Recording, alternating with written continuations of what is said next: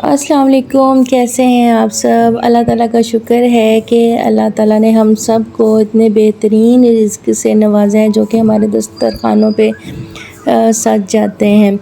यहाँ मैं एक बात करूँगी कि मैं मुहर्रमुल हराम में नियाज़ और जो हम ख़ैरात करते हैं उसकी कि वो सिर्फ़ अल्लाह ताला के नाम से मैं कर रही थी और उसी हवाले से ये मेरा व्लॉग भी है।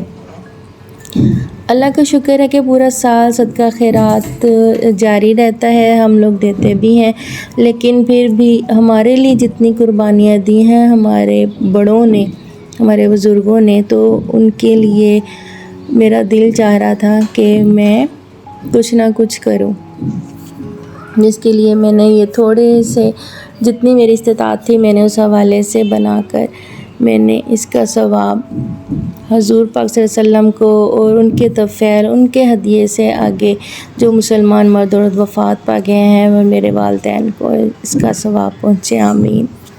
इधर अदरक लहसुन है थोड़ा सा और प्याज है, डालते हैं। मसाले जो हैं वो आपने ज़्यादा डालने हैं इसमें, क्योंकि मटन की भी यखनी निकलेगी उसके लिए, और चावल भी हम डालते हैं तो कम से कम इतनी ज़्यादा क्वांटिटी होनी चाहिए, फिर टेस्ट निकलता है यखनी का, ठीक है। और क्योंकि अब मैं ज़्यादा बना रही हूँ तो गरम मसाले का इस्तेमाल मैं ज़्यादा करूँगी, और ब्लैक पेपर और ये लौंग हैं, देखिए इतने ज़्यादा आपने इस गरम मसाला जो है इतना आपने यूज़ करना है, ठीक है। उसके बाद सूखा धनिया, मतलब कि आपने बस, और सौंफ तो बिल्कुल ही आपने ज़्यादा लेनी है। उसकी वजह यह है कि एक तो ये बादी ख़त्म कर देगी, इसका टेस्ट जितना अच्छा आता है ना चावलों का, बिल्कुल लाइट बनते हैं चावल।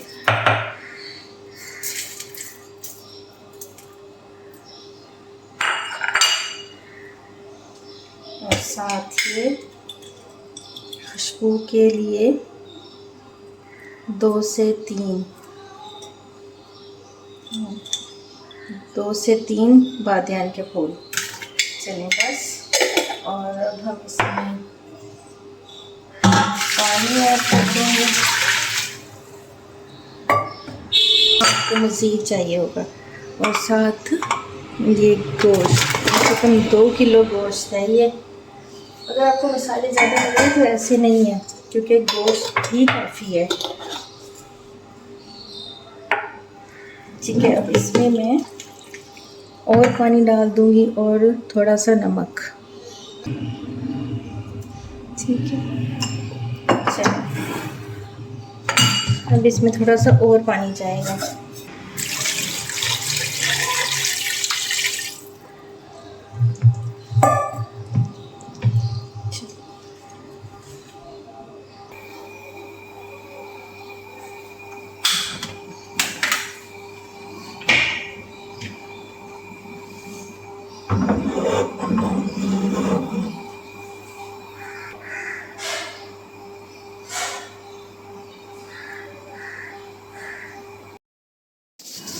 यखनी जब एक तरफ वो बन रही थी तो साथ ही मैंने सोचा कि टाइम पे मुझे खाना देना है, तो मैं क्यों ना साथ ही प्याज ब्राउन कर दूं। तो जल्दी से फिर मैंने ऑयल डाल दिया और डालने के बाद मैंने प्याज ब्राउन करने के लिए रख दिया थोड़ा सा। इस पे अगर हम नमक डाल दें तो ये ज़रा जल्दी ब्राउन हो जाते हैं।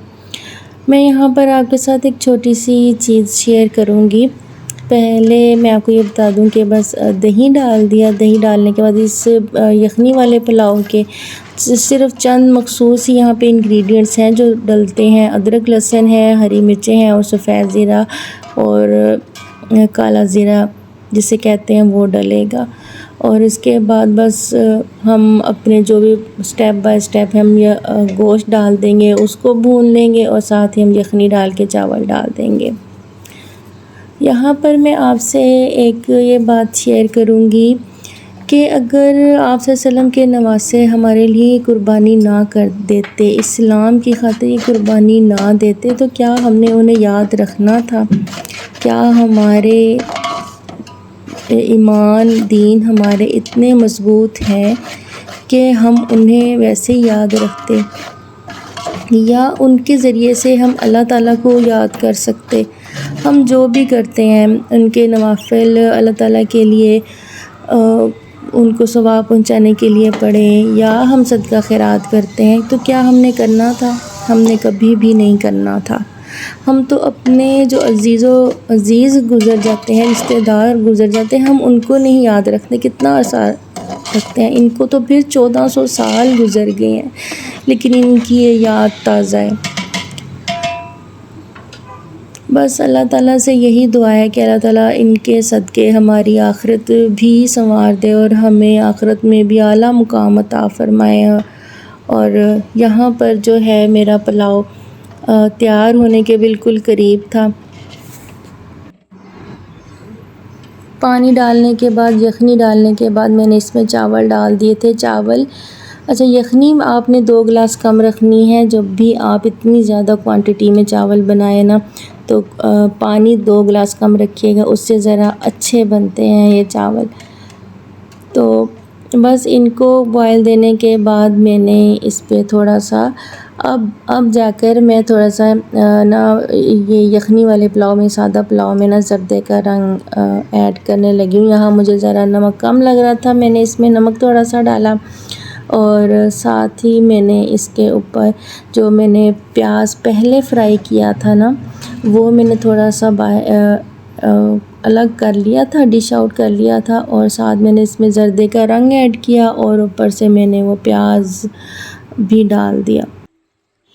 जब हम इतनी क्वांटिटी में प्याज ब्राउन करते हैं तो ऑयल भी डेफ़िनेटली ज़्यादा यूज़ होता है। जब हम प्याज फ्राई करके एक्स्ट्रा डिश आउट करते हैं तो साथ में ऑयल भी लेते हैं, निकालते हैं। ये वही ऑयल है जिसके मैं 2 से 3 खाने के चम्मच जो हैं वो मैं यूज़ कर रही हूँ। इससे चावलों में शाइन आ जाती है।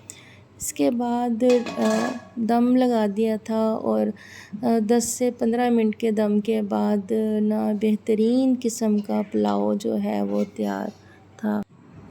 अल्लाह ताला का शुक्र है, खाना टाइम पे पहुंच गया था और सबको बहुत पसंद आया।